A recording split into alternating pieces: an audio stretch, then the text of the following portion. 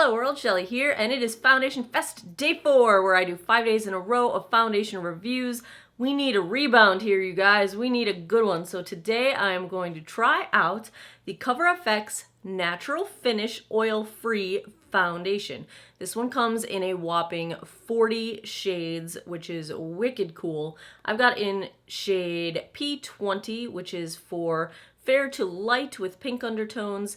Their shade range is very well described as having either pink undertones for cool, or neutral, or golden undertones for warm. So it's easy to find a shade match. I was able to swatch this in the store in Sephora, and I actually wanted P10, which is described as having porcelain to light for pink undertones, but they didn't have that one in stock, and this ended up being a match as well. So I figured even if it's a little too dark for me in the winter, I can wear it in the summertime, and that was my plan. So let's take a look at some of the claims for this foundation on Sephora's website. It retails for $42. You get 1 fluid ounce of product. That is standard. It is obviously in a squeezy tube. It is getting about 3.8 stars out of 5 with almost 1,200 reviews. So good, but iffy maybe.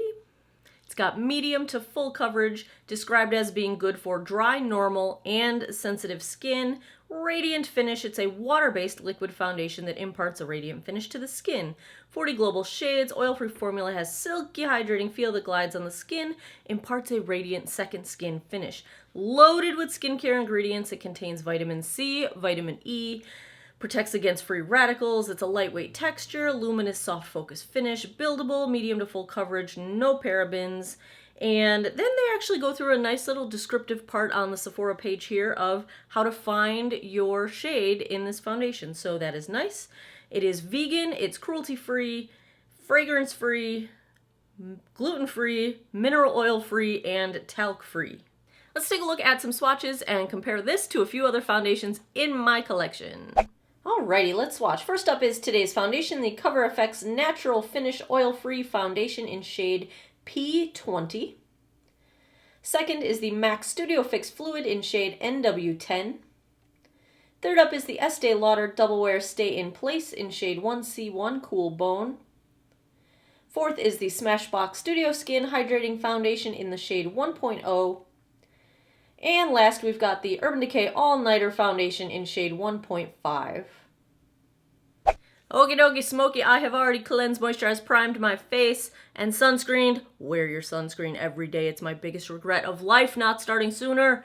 I've got the Too Faced Hangover RX 3-in-1. This is a primer slash setting spray. It's a replenishing, hydrating kind of thing. We are starting off with a dry face, dry skin, 43 years old. I've got some sunspots that I like to cover. I've got fine lines that form around my mouth, crow's feet, forehead, and foundation likes to settle in them. I've also got enlarged pores going on around my cheeks, my chin, my nose, my center of my forehead here. So these are all problem areas for me. I have dry patches around my nostrils. I'm trying to hide all of that, and that's basically the big test for foundations in my world. Can they cover these things up without looking cakey or gross or scaly or dry or flaky or any of that? So let's try the CoverFX. As usual, I'm going to go in on one half of my face with a sponge. This is the EcoTools Total Perfecting Blender Sponge. New favorite, love it. Other side's gonna be a brush. This is just a crown paddle brush. I've got a bunch of dupe videos comparing dupe paddle brushes to the Artis Oval 7. Just get yourself a dupe. I don't feel like the Artis is worth the money unless you really love the shape of it, because honestly, that's the only difference I find with all these paddle brushes. If you've been around me for a while, you know I prefer a pump. It's a lot easier to tell how much product you're getting out. It's more sanitary, although this isn't too bad in terms of sanitary. At least you're not sticking your fingers in there and getting your grubby paws all in the product. But the other thing I don't like is that when you don't have a pump, you can't measure out how much foundation you're using. And like, I can tell you exactly how many pumps I use for all of the foundations I use on a regular basis. So with the squeezy tube, it's kind of hard to tell. If you haven't been following me for a while, welcome. My name is Shelly. I like to do foundation reviews. I guess we're gonna start with about that much. Looks like a pretty thick formula, no dripping.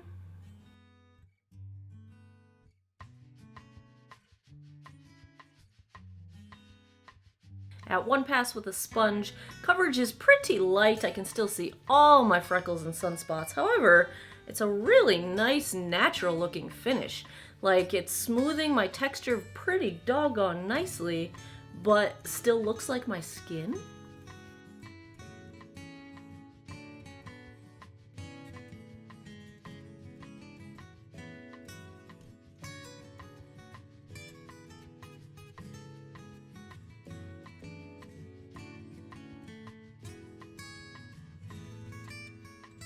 I can tell right off the bat, this one is not so great with a brush. It is pretty heavy, so it's a little tough to blend out with the brush, and it's leaving a lot of brush strokes, and I'm getting it all in my hair. It is better coverage with the brush, but I do not like the finish at all. I'm gonna switch back to the sponge and keep going with the sponge.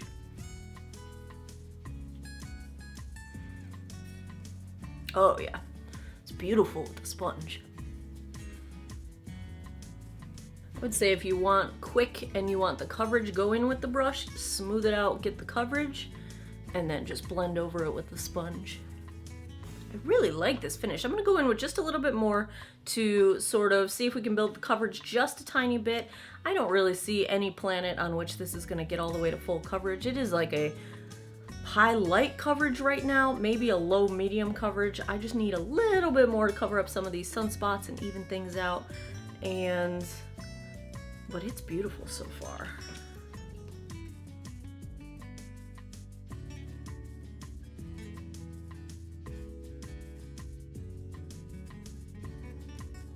This seems to build just fine on itself. Nothing seems to be caking up.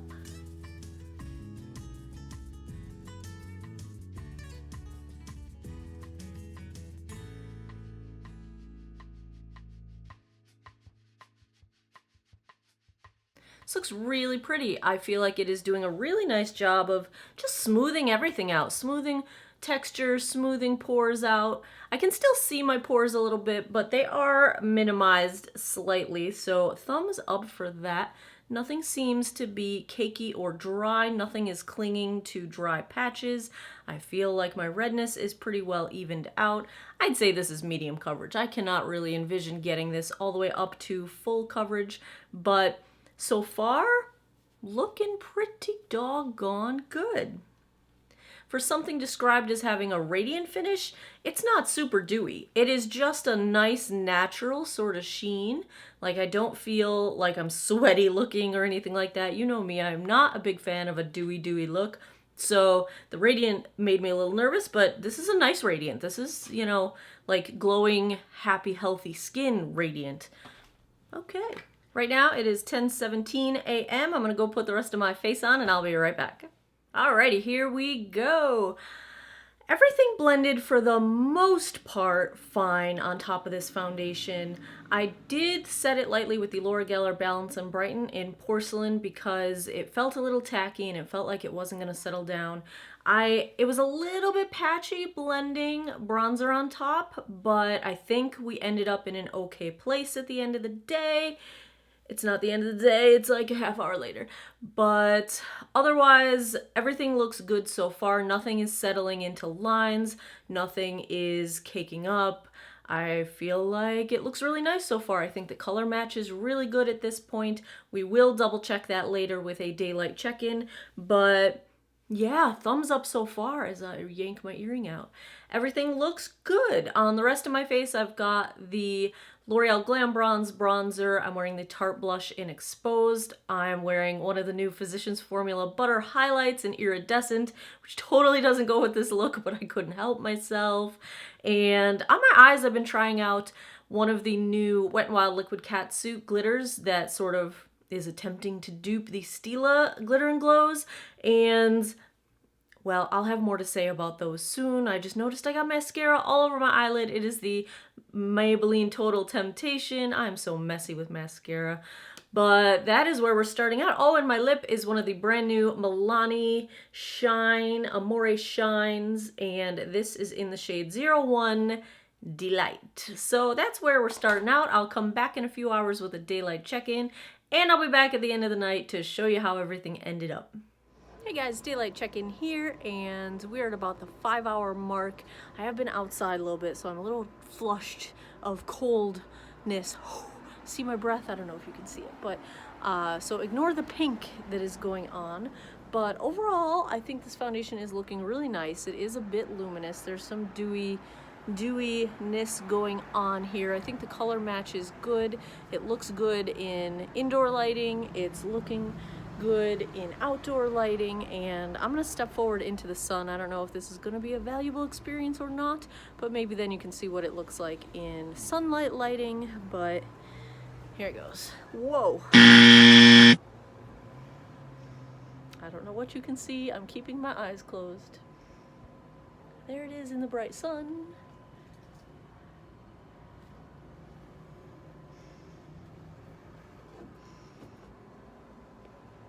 So yeah, I think so far so good, and there you have it.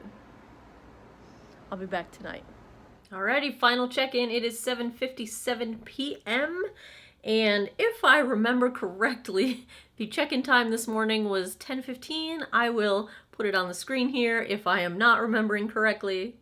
That would put us almost at the 10-hour mark, being almost 8 o'clock tonight. So let's take a look at how the Cover FX foundation is wearing.